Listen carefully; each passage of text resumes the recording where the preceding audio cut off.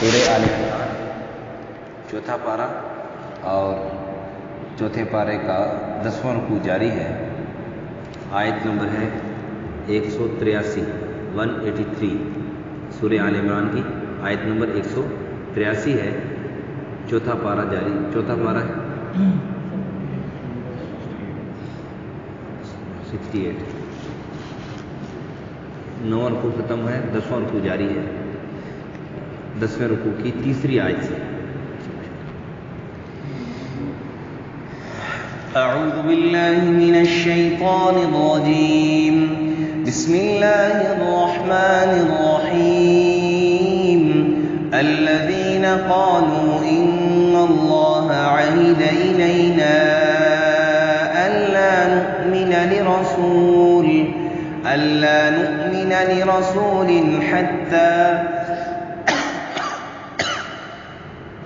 حتى يأتينا بقربان تأكله النار قل قد جاءكم رسل من قبلي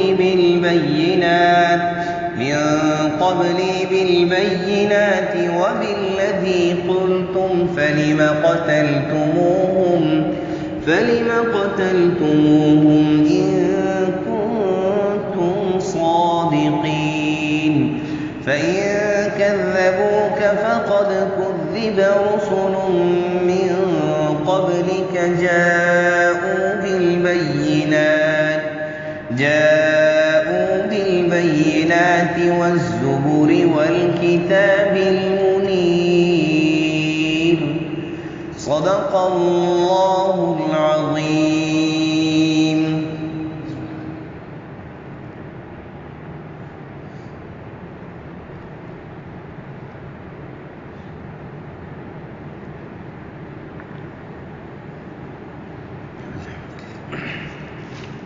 الذین قالوا، وہ لوگ جو کہتے ہیں ان اللہ عاہد الینا، کہ بے شک اللہ تعالیٰ نے عہد لے رکھا ہے ہم سے، ہماری طرف اللہ تعالیٰ سے یہ عہد ہے کہ یعنی اللہ تعالیٰ کا ہم سے یہ عہد ہے کہ اللہ نؤمن لرسول، کہ ایمان نہ لائیں کسی رسول کا، حتی یأتینا بقربان، یہاں تک کہ نہ لاوے ہمارے پاس قربانی، تأکلہ النار، کہ کھا جائے اس کو آگ۔ قل قد جاءکم رسل من قبلی، آپ صلی اللہ علیہ وسلم سے کہہ دیجئے کہ تحقیق آ چکی ہے کتنے رسول مجھ سے پہلے، بالبینات، واضح نشانی لے کر، وبالذی قلتم، اور یہ بھی جو تم نے کہا، یہ نشانی بھی ان کے پاس موجود تھی، فلم قتلتموہ، تو پھر کیوں ان کو قتل کیا تم نے، ان کنتم صادقین، اگر تم اپنے بات میں اپنے قول میں سچے ہو، فإن کذبوک، پھر اگر یہ آپ کو جھٹلائیں، فقد کذب رسل من قبلک، تو تحقیق یہ جھٹلائے گئے بہت سے رسول آپ سے پہلے، جاؤ بالبینات، جو لائے نشانی ان کے پاس واضح، والزبری، اور صحیفے، والکتاب المنیر، اور روشن کتابیں ان کے پاس لے کر آئے۔ ان آیتوں کا ترجمہ تفسیر سننے سے پہلے ذرا اس کا پس منظر سمجھ لیں کہ پہلے بعض انبیاء کرام علیہم الصلوات تسلیمات کی شریعت میں طریقہ کار تھا کہ کوئی آدمی قربانی کرتا، صدقہ کرتا، تو وہ انسان نہیں کھاتے تھے، بلکہ آسمان سے ایک آگ آتی اور وہ اس کو جلا لیتی، آسمان سے ایک آگ آتی اس کو ختم کر دیتی۔ تو یہ بات سمجھی جاتی تھی کہ اس کا صدقہ اللہ کے ہاں قبول ہو گیا، قربانی قبول ہو گئی، اور جس کے صدقے قربانی پر یہ آگ نہیں آتی تھی تو یہ سمجھا جاتا تھا کہ اس کے صدقہ، اس کی آگ قبول، یہ قربانی قبول نہیں۔ امت محمدیہ صلی اللہ علیہ وسلم پر اللہ تعالیٰ نے اپنے رحم اور اپنے خصوصی فضل والا معاملہ فرمایا ہے کہ اس پر یہ بات مخفی ہے، یہ اس لیے کہ امت محمدیہ صلی اللہ علیہ وسلم کو اللہ تعالیٰ نے بڑی عزت سے نوازا، کنتم خیر امت، بہترین امت بنایا ہے، اب جب بہترین امت بنایا ہے تو اللہ کو ہماری تذلیل پسند نہیں ہے، ہمیں ذلیل کرنا اللہ کو پسند، اسی لیے گزشتہ سبق کی آخری آیت میں کہا ان اللہ لیس بظلام للعبید، اللہ کے بندو، اللہ اپنے بندوں پر ظلم نہیں کرتا۔ اللہ ایسا نہیں ہے کہ اپنے بندوں پر ظلم کرے، جیسے دنیا کے حاکم حکمران اپنی رعایا پر ظلم کرتے ہیں، یا دنیا کا جو غلام آقا ہے وہ اپنے غلام پر ظلم کرتا ہے، تو اللہ رب العزت ایسے نہیں ہے کہ اپنے بندوں پر وہ ظلم کریں، بلکہ اللہ رب العزت نے خصوصی طور پر امت محمدیہ صلی اللہ علیہ وسلم کے ساتھ خصوصی فضل اور کرم والا معاملہ فرمایا ہے۔ اور میں جیسے عرض کیا کہ ذلت سے اس کو بچانے کے لیے کہ میرا بندہ میرے حبیب صلی اللہ علیہ وسلم کا امتی ذلیل نہ ہو، اس لیے یہ بات مخفف فرمائی ہے کہ قیامت کے دن ہی پتہ چلے گا اس کا صدقہ قبول ہوا ہے، قربانی قبول ہوئی ہے نہیں، ورنہ دنیا میں اگر یہ بات ہوتی تو جس کی قبول تو ہوتی اس کو تو بلے بلے ہو جاتی، لیکن جس بیچارے کی نہیں قبول ہونی تھی اس کا کیا بنتا، اس کی ذلت ہوتی۔ تو اللہ تعالیٰ نے بات مخفی رکھی ہے، امت محمدیہ صلی اللہ علیہ وسلم پر خصوصی فضل کرم فرماتے ہوئے، ایک بات۔ دوسری بات یہ کہ پہلی امتوں میں صدقہ کیا جاتا تھا، آگ کھا جاتی تھی، ختم ہو جاتا تھا۔ اس امت کا یہ ہے کہ صدقہ کر لیں، قربانی کر لیں، خود بھی گوشت کھائیں، دوسروں کو بھی کھلائیں، اپنا بھی فائدہ دوسروں کو بھی کھلائیں،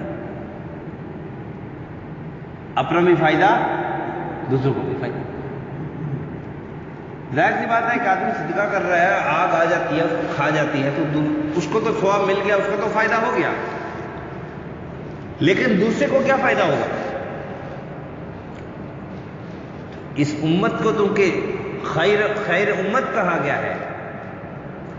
اور اس امت کے خیر امت ہونے کا پہلا وصف جو بیان کیا گیا کہ اخرجت للناس لنفع الناس، لوگوں کو فائدہ پہنچانے کے لیے امت پیدا کی گئی، لوگوں کو فائدہ پہنچانے کے لیے امت پیدا کی گئی ہے، اس لیے اس امت کی قربانی بھی ایسی ہے کہ ثواب تو ثواب اس کو ملے گا، اس کے درجات تو بلند ہوں گے، اس پر سے عذابات تو ٹلیں گے، اس پر جو ہے نا بلائیں جو آنی تھی وہ بلائیں بھی ٹل رہی ہیں، اس کی مشکلات بھی آسان ہو رہی ہیں، بیمار ہے وہ اس کو بھی شفا مل رہی ہے، اس کے ساتھ ساتھ اس امت کا امتی فرد جب صدقہ کرے گا، کیونکہ اس کا بہترین طرح امتیاز، بہترین لقب خیر امت اس لیے ہے کہ لوگوں کو فائدہ پہنچانے کے لیے یہ امت بھیجی گئی ہے، اس لیے اس کا صدقہ ایسا ہے کہ اس کو فائدہ پہنچانے کے ساتھ ساتھ دوسروں کو بھی فائدہ پہنچانا، اور یہ چیز صرف اور صرف ہم اور آپ کو معلوم ہے، یہ امتیازی حیثیت یہ ہم اور آپ کو صرف اللہ نے دی ہے کہ خیر امت اخرجت للناس۔ اسی سپارے میں چند رکوع پہلے یہ آیت گزری ہے، تو اس لیے ان لوگوں نے یہ بہانہ بنایا، یہودی نے، یہ تو میں نے اس کا پس منظر عرض کیا، ان لوگوں نے یہ بہانہ بنایا کہ دیکھو پہلے جو نبی تھے ان کا چونکہ صدقہ اس طرح قبول ہوتا تھا کہ آگ آتی تھی اس کو کھا جاتی تھی، لہذا آپ بھی صدقہ کریں، آگ آئے گی آپ کے صدقے کو قبول کرے گی تو ہم آپ کو نبی پر حق مانیں گے، ورنہ ہم نہیں مانتے، کیونکہ اللہ نے ہم سے وعدہ کیا ہوا ہے کہ جب تک کسی بندے کی کسی نبی کے جو ہے نا صدقے کی آپ کو آگ آ کر رکھا ہے تو اس کو برا کرو۔ اپنی طرف سے نہ ماننے کا ہیلا بہانہ تراش رہے تھے، حالانکہ یہ تو میں نے جیسے پہلے پس منظر کیا کہ یہ تو اس امت کے بہترین طرح امتیاز ہے کہ اس صدقے کا فائدہ نہ صرف اس کو پہنچ رہا ہے بلکہ دوسروں کو بھی پہنچ رہا ہے۔ تو خیر ان کا بہانہ تھا کہ اللہ نے ہم سے وعدہ لیا ہے کہ ہم اس وقت تک کسی نبی پر ایمان نہ لائیں جب تک کہ اس کے صدقے کو آگ نہ کھا لے۔ تو اللہ کے حبیب صلی اللہ نے فرمایا اے میرے حبیب یہ بہانہ تلاش لیں، اب ان کو کہیں تمہارے آبا و اجداد نے تو میرے سے پہلے جو انبیاء تشریف لائے ہیں وہ تمہارے آبا و اجداد نے ان کا یہ معجزہ تو دیکھا ہے جو تم کہہ رہے ہو، ہاں فلم بالبینات، میرے سے پہلے رسول تمہارے پاس آئے اور وہ واضح روشن نشانیاں، روشن دلائل لے کر آئے، اور وہ بالذی قلتم، وہ نشانی بھی ان میں موجود تھی جو تم کہہ رہے ہو کہ وہ صدقہ کرتے تھے، آگ آتی تھی اس کو کھا جاتی تھی، ان کے برحق ہونے کی دلیل اور برہان موجود تھی، اس کے باوجود فلم قتلتم، پھر تم نے، تمہارے آبا و اجداد نے ان کو کیوں قتل کیا؟ ان انبیاء کو پھر کیوں قتل کیا؟ کہ تم واضح نشانی بھی ان کی دیکھ رہے ہو، جو نشانی جو موجودہ تم مجھ سے مانگ رہے ہو، یہ تو پہلے انبیاء دکھا چکے ہیں، تم نے کیوں نہیں مانا؟ ان کنتم صادقین، اگر تم اپنی بات میں سچے ہو تو پھر کیوں نہیں مانا تم نے؟ یہ الزامی جواب تھا ان کو کہ تم ویسے ہیلے بانے تراش رہے ہو، ورنہ یہ جو معجزہ تم مانگ رہے ہو تو پہلے گزر چکا، ان انبیاء کو تم نے پھر کیوں نہیں مانا؟ تمہارے آبا و اجداد نے ان کو کیوں قتل کیا جن کو تم برحق مانتے ہو؟ جن اپنے آبا و اجداد کو تم برحق مانتے ہو کہ وہ حق پر تھے، حالانکہ انہوں نے انبیاء کرام علیہ الصلوۃ والتسلیمات کو قتل کیا، جو بات تم مانگ رہے ہو تو وہ دیکھ چکے تھے، اس کے باوجود پھر کیوں قتل کیا انہوں نے؟ اور پھر اللہ کے حبیب صلی اللہ علیہ وسلم کو اللہ نے تسلی کے لیے فرمایا فَإِن كَذَّبُوكَ فَقَدْ كُذِّبَ رُسُلٌ مِّن قَبْلِكَ، یہ لوگ ناسمجھ ہیں، یہ لوگ بیوقوف ہیں، ظالم ہیں، یہ اگر آپ کو جھٹلاتے ہیں تو آپ دل برداشتہ نہ ہوئیے، دل برداشتہ نہ ہوئیے، بلکہ آپ سے پہلے بھی بہت سے رسول جن کے پاس جاؤ بالبینات والزبر، واضح نشانیاں ان کے پاس لے کر آئے، دلیلیں لے کر آئے، روشن کتابیں ان کے پاس لے کر آئے، لیکن اس کے باوجود بھی انہوں نے ان کو نہیں مانا اور انہوں نے ان کو جھٹلایا، تو ان نبیوں نے اپنا کام نہیں چھوڑا، اس لیے آپ بھی دل برداشتہ نہ ہوں گے، پریشان نہ ہوں، تسلی اللہ دے رہی ہے، یہ نہیں کہ نبی اسلام دل برداشتہ ہو رہے تھے، غم اور فکر تو تھی، پریشانی تو تھی، لیکن دل برداشتہ نہیں ہو رہے تھے کہ اپنا کام چھوڑ دیں گے، نہیں، اللہ رب العزت تسلی دے رہے ہیں کہ میرے حبیب صلی اللہ علیہ وسلم آپ اپنے مشن سے پیچھے نہ ہٹیے گا۔ اگر یہ آپ کو جھٹلا رہے ہیں، دوسری جگہ پر ہے کہ وَكَفَى بِاللَّهِ شَهِيدًا، اللہ آپ کے لیے گواہ کافی ہے، کہ اللہ گواہی دیتا ہے کہ آپ اللہ کے رسول ہیں، آپ اللہ کے رسول ہیں،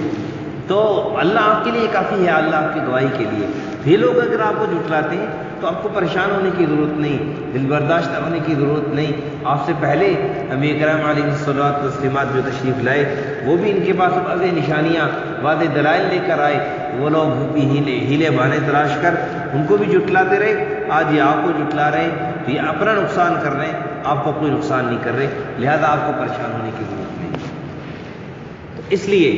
کیونکہ اس امت کا ایک ایک امتی اس کے ذمہ یہ کام ہے، خیر امت ہونے کی وجہ سے، اخرجت للناس، لوگوں کے فائدے پہنچانے کی وجہ سے، کہ یہ خود بھی نیکی کے کام کرے گا اور دوسروں کو بھی، تأمرون بالمعروف وتنہون عن المنکر، خود بھی نیکی کا کام کرے گا اور دوسروں کو بھی نیکی کا حکم کرے گا، خود بھی برائی سے بچے گا، دوسروں کو بھی برائی سے بچنے کے لیے حکم کرے گا۔ اب اس راستے میں اب بعض لوگوں کو سچ کہہ رہے ہیں،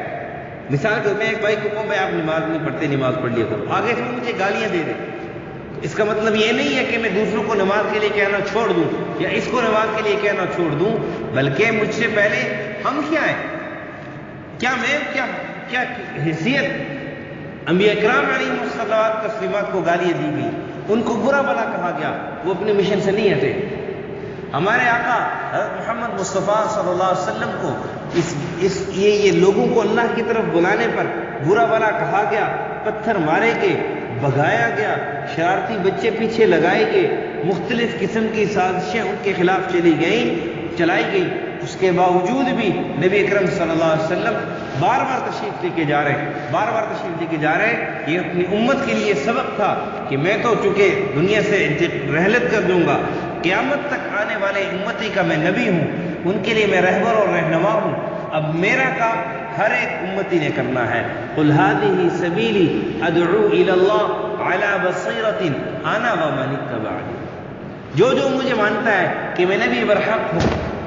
آقا نامدار صلی اللہ علیہ وسلم کو جو مانتا ہے کہ آقا نامدار محمد مصطفیٰ صلی اللہ علیہ وسلم نبی آخر الزمان ہے، ختم نبوت کا عقیدہ ہے اس کا کہ اللہ کے حبیب صلی اللہ علیہ وسلم کے بعد کوئی نبی نہیں آئے گا، ایک ایک امتی کا یہ کام، ایک ایک امتی کا یہ طرح امتیاز ہے کہ لوگوں کو فائدہ پہنچاتا رہے گا اور اسی کام میں لگا رہے گا، کسی بھائی کا نقصان ہو رہا ہے، یہ اس کو سمجھائے گا بھائی تیرا نماز چھوڑنے میں نقصان ہے، نماز چھوڑنے میں تیرا نقصان ہے، اللہ کے دین کی بغاوت کرنے میں تیرا نقصان ہے، اللہ کے دین کی نافرمانی کرنے میں تیرا نقصان، اللہ کے حبیب صلی اللہ علیہ وسلم کی مبارک سنتوں کو چھوڑنے میں تیرا نقصان ہے۔ آگے سے وہ برا بھلا کہتا ہے، اس کو دل برداشتہ نہیں ہونا چاہیے، اس کو یاد دلانا چاہیے، یاد کر لینا چاہیے۔ اللہ کے حبیب صلی اللہ علیہ وسلم نے فرمایا، ایک حدیث کا مفہوم، بڑی حدیث یاد آ گئی بڑے زمانے بعد۔ اللہ کے حبیب صلی اللہ علیہ وسلم فرماتے ہیں دنیا کے اندر جب تم پریشان ہو میری پریشانی یاد کر لیا کرنا، میرا رونا یاد کر لیا کرنا، تمہیں اپنی پریشانی بھول جائے گی۔ تو آپ اگر کسی کو اللہ کی طرف بلا رہے ہو، نیکی کی بات بتلا رہے ہو، نیکی کی طرف بلا رہے ہو، دین کی طرف بلا رہے ہو، کوئی آگے سے برا بھلا کہتا ہے، کوئی آگے سے آپ کو کوئی ایسے الفاظ کہتا ہے جس سے آپ کا دل دکھتا ہے، تو اس پر شکر ادا کرو کہ یہ الفاظ تو نبی اکرم صلی اللہ علیہ وسلم صحابہ کرام کو کہے جاتے تھے، آج مجھے بھی ان سے نسبت ہو رہی ہے کہ مجھے بھی وہی الفاظ وہی کام کرنے پر ہو رہے ہیں۔ اللہ جس طرح یہ نسبت اللہ نے میری قائم کی ہے، اللہ اسی طرح جنت میں میری نسبت ان سے ملا دے، اور جنت میں میرا ان کے ساتھ بنا دے۔ کتنی بڑی سعادت کی بات ہے۔ تو اللہ رب العزت نبی اکرم صلی اللہ علیہ وسلم کو تسلی دے رہے ہیں، فَإِن كَذَّبُوكَ فَقَدْ كُذِّبَ رُسُلٌ مِّن قَبْلِكَ جَاءُوا بِالْبَيِّنَاتِ وَالزُّبُرِ وَالْكِتَابِ الْمُنِيرِ، کہ اگر آپ کو جھٹلا رہے ہیں آپ پریشان نہ ہوئیے، پہلے بھی نبی اکرام آ چکے، ان کو بھی یہ لوگ جھٹلا چکے، ان کو بھی برا بھلا کہا جا چکا، اور وہ بھی ان کے پاس واضح نشانیاں، واضح دلائل لے کر آئے تھے۔ اور چونکہ یہ قرآن ہمارے لیے قیامت تک کے انسانوں کے لیے رہبر رہنما ہے، تو آج کے حال سے، آج کے زمانے کے حوالے سے اگر میں اس کا ترجمہ یہ کروں کہ میرے بھائیو دوستو، اگر آپ لوگوں کو اللہ کی طرف بلاتے ہیں، دین کی بات بتلاتے ہیں، نیکی کی بات بتلاتے ہیں، کوئی آپ کو برا بھلا کہتا ہے، تو آپ اپنے بڑوں کو دیکھو، کتنے علماء اکرام کو اس بات پر کہ لوگوں کو اللہ کی طرف بلاتے ہیں کتنی بڑی بڑی سزائیں دی گئی ہیں۔ صحابہ کرام کو دیکھو کتنی بڑی بڑی سزائیں دی گئی ہیں۔ آقا نامدار محمد مصطفیٰ صلی اللہ علیہ وسلم، ہمارے ماں باپ ان پر قربان، کہ ان کو اس کام کے کرنے پر کتنی بڑی بڑی سزائیں دی گئی ہیں، تو ہم کیوں، کیا ہم اور کیا ہمارے ان سے کوئی نسبت ہی نہیں ہے، کوئی مقابلہ ہی نہیں ہے ان کے ساتھ، کہ جب انہوں نے برداشت کیا ہے، انہوں نے اس میں اپنی انسانیت نہیں سمجھی ہے، ہم کہتے ہیں نا جی یار اس کو میں نے کہا تھا، اس نے آگے سے برا بھلا کہا، چل میں اس کو کہتے ہیں، نہیں ایسے نہیں۔ کیا اپنی اولاد کو ہم ایک دفعہ کہہ دیں کہ بیٹا اسکول کی تیاری کر لو، امتحان قریب آ رہا ہے، فیل ہو جاؤ گے، نقصان ہو جائے گا، ایک دفعہ کہہ دیا، کیا خیال ہے؟ اگر بیٹا تیاری نہ کرے تو ہم بس کر جاتے ہیں، ختم کہ نہیں؟ پھر اس کو کہتے ہیں نا، پھر کیوں؟ ہمیں فکر ہوتی ہے کہ اس کی دنیا برباد ہو جائے گی، فیوچر اس کا، اصل فیوچر تو میرے بھائیو دوستو آخرت کا ہے، اصل فیوچر تو آخرت کا ہے۔ تو ہمیں اس بات کا غم ہونا چاہیے کہ میرے اس بھائی کا اصلی فیوچر، حقیقی فیوچر وہ خراب ہو جائے گا۔ اس لیے اگر میرا ایک دفعہ کہنے پر اس نے میری بات نہیں مانی، میں پھر موقع پا کر، پھر جب وہ موڈ میں ہوگا پھر اس کو کہہ دوں گا، شاید اس کا فیوچر بچ جائے، شاید اس کا فیوچر خراب ہونے سے بچ جائے۔ تو آقا نامدار صلی اللہ علیہ وسلم کو اللہ تسلی دے رہے ہیں، ساتھ ساتھ آنے والی ساری امتی کو، ایک امتی کو، اگر آپ اللہ کے حبیب صلی اللہ علیہ وسلم کی طریقے پر چل رہے ہو تو اگر آپ کو کوئی پریشانی آتی ہے پریشان ہونے کی ضرورت نہیں۔ یہ تھا عنایت کے مفہوم کا خلاصہ، اللہ سمجھنے کی توفیق عطا فرمائے۔ الذین قالوا، وہ یہود جو کہتے ہیں، ان اللہ عہد الینا، اللہ نے ہم سے عہد دے رکھا ہے، اللہ نؤمن لرسول، کے ایمان نہ لائے کسی رسول پر، حتی یأتینا بقربان، یہاں تک کہ نہ لائے ہمارے پاس قربانی، تأکلہ النار، ایسی قربانی جس کو آگ کھا جائے۔ قل قد جاءکم رسل من قبلی، آپ ان سے کہہ دیجئے کہ کتنے آ چکے آپ پر رسول، من قبلی، مجھ سے پہلے، بالبینات، واضح نشانیاں لے کر، وہ بالذی قلتم، وہ نشانی بھی جو تم نے مانگی ہے، جس کا تم مطالبہ کر رہے ہو۔ قل فلم قتلتموہم، تو پھر کیوں قتل کیا تم نے ان انبیاء کو، ان کنتم صادقین، اگر تم اپنے قول و قرار میں سچے ہو۔ فإن كذبوك فقد كذب رسل من قبلك، پھر اگر یہ آپ کو جھٹلائیں تو آپ سے پہلے بہت سے رسولوں کو جھٹلایا جا چکا۔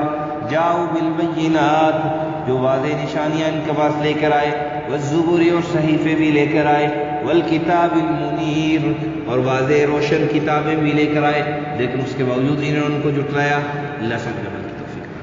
الحمدللہ رب العالمین والعاقبۃ للمتقین، الصلاۃ والسلام علی اشرف الانبیاء والمرسلین وعلی الملائکۃ المقربین وعلی عباد اللہ الصالحین۔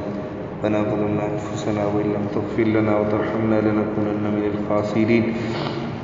اللهم ارحم على حالنا ولا تنظر الى سوء اعمالنا۔ صلی اللہ علی النبی الکریم محمد وعلی آلہ وصحبہ۔